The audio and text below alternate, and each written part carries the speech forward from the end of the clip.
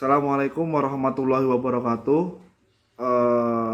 Kami dari kelompok 8 akan mempresentasikan proyek bantuan hukum yang sudah kami susun, yaitu terkait dengan bantuan hukum kepada seseorang yang kurang mampu untuk membela dan menyelesaikan perkara di persidangan.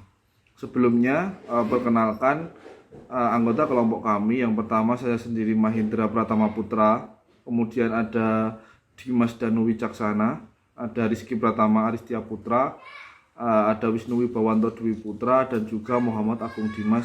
Yang pertama terkait dengan bantuan hukum. Bantuan hukum adalah segala kegiatan yang dilakukan oleh pelaksana atau pemberi bantuan hukum untuk menyelesaikan suatu masalah hukum, baik dalam bidang hukum pidana, perdata, maupun di bidang hukum tata usaha negara. Bantuan hukum dapat dilakukan di persidangan maupun di luar persidangan. Bantuan hukum merupakan suatu asas yang penting di mana seorang yang terkena perkara di dalam persidangan maupun di luar persidangan yang tidak bisa menyewa advokat atau dapat dikategorikan sebagai masyarakat kurang mampu harus diberikan bantuan hukum.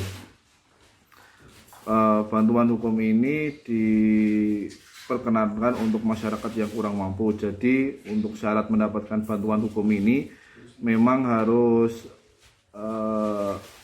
melalui beberapa proses seperti mengajukan permohonan hingga nanti permohonannya diterima.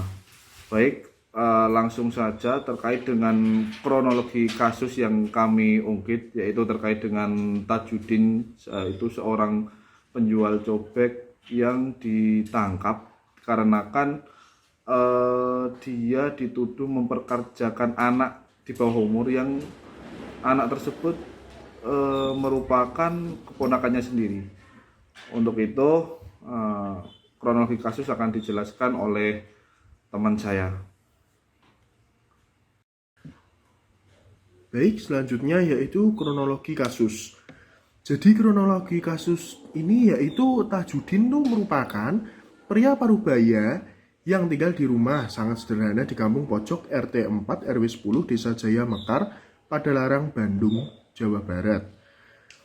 Pernikahan dengan istrinya, Jubaidah yang berumur 33 tahun, telah dianugerahi 3 orang anak, yaitu Lilis Suryani usia 17, Samsul Irawan usia 14, dan M. Yasin yang baru berusaha sekitar 1 tahun. Jadi dia itu dituduh mempekerjakan anak-anak di bawah umur untuk membantunya menjual cobek. Lazimnya, rakyat kecil yang dianggap bersalah di Indonesia, polisi pun langsung menahan Tajudin. Polres Tangerang menggerebeknya dengan tuduhan mempekerjakan 2 orang anak, Cepi dan Dendi. Padahal 2 anak itu masih kerabatnya. Tajudin langsung dijebloskan ke sel dan dituduh melanggar Undang-Undang Tindak Pidana Perdagangan Orang atau TPPO dengan ancaman 15 tahun penjara. Setelah kasusnya sampai ke pengadilan, Tajudin dituntut 3 tahun penjara dan Tajudin juga didenda sebesar 150 juta rupiah. Ya, terima kasih. Sekarang saya akan mempresentasikan tentang pembahasan. Nah, yang pertama, hukum harus memiliki kemanfaatan, kepastian hukum, dan juga keadilan. Tapi dalam kasus ini, hukum seakan tidak memiliki unsur keadilan dan kemanfaatan. Dalam kasus ini juga, menurut kami, Tajudin tidak bersalah, dikarenakan tidak ada unsur mempekerjakan anak yang di bawah umur. Tajudin telah menyuruh anak tersebut untuk sekolah, tapi anak tersebut pun tidak mau. Orang tua anak tersebut telah menitipkan anak tersebut kepada Tajudin, dan anak tersebut merupakan keponakan dari Tajudin. Sebagai advokat dari lembaga bantuan hukum, kami akan membuat suatu proyek bantuan hukum untuk membantu Tajudin. Selanjutnya, dari kasus Tajudin ini, kami menyimpulkan sebagai berikut bahwa Tajudin tidak mengetahui keberadaan LBH yang berfungsi membantu masyarakat kurang mampu. Selanjutnya, Tajudin berpikiran bahwa menyewa pengacara untuk membela dirinya yang tidak bersalah membutuhkan biaya yang sangat banyak. Yang terakhir, Tajudin hanya pasrah ketika jaksa menuntut 3 tahun penjara.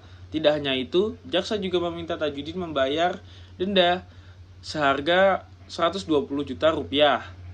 Dari saya itu dulu, terima kasih, dilanjutkan oleh teman saya. Perkenalkan, nama saya Dimas Danu Wicaksana, NIM 8111418378. Proyek bantuan hukum. Dalam kasus ini, rencana bantuan hukum yang akan kami lakukan ketika kami menjadi advokat di suatu lembaga bantuan hukum yaitu: 1. Mendalami dan menyelidiki kasus secara runtut dan menyeluruh. 2. Mendampingi Tajudin dalam berperkara di persidangan. 3. Memberikan masukan-masukan atau nasihat terkait dengan perkara yang dihadapi oleh Tajudin.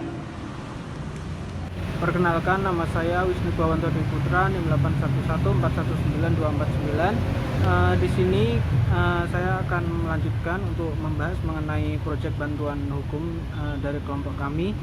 Di sini kami dapat memberikan penyuluhan hukum atau konsultasi hukum, sehingga dalam kasus ini Tajudin dapat lebih mengetahui posisinya secara hukum.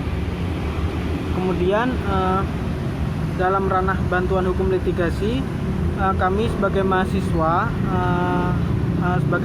hukum dapat mempunyai peran seperti paralegal, yaitu dengan menjadi asisten dari advokat dan akademisi yang melakukan kegiatan pendampingan litigasi di pengadilan. Kemudian kita dapat melakukan beberapa tugas seperti menyiapkan berkas-berkas perkara, menyatat agenda persidangan, kemudian menemui terdakwa serta berkomunikasi dengan terdakwa di tempatnya ditahan. Dalam kasus tersebut, Tajudin sebagai terdakwa yang ditahan di rutan. Apabila tidak dapat membebaskan Tajudin, setidaknya dapat mengurangi hukuman yang didapat dan dapat meyakinkan majelis hakim bahwa Tajudin tidak bersalah. Sekian dari kelompok saya mengucapkan terima kasih.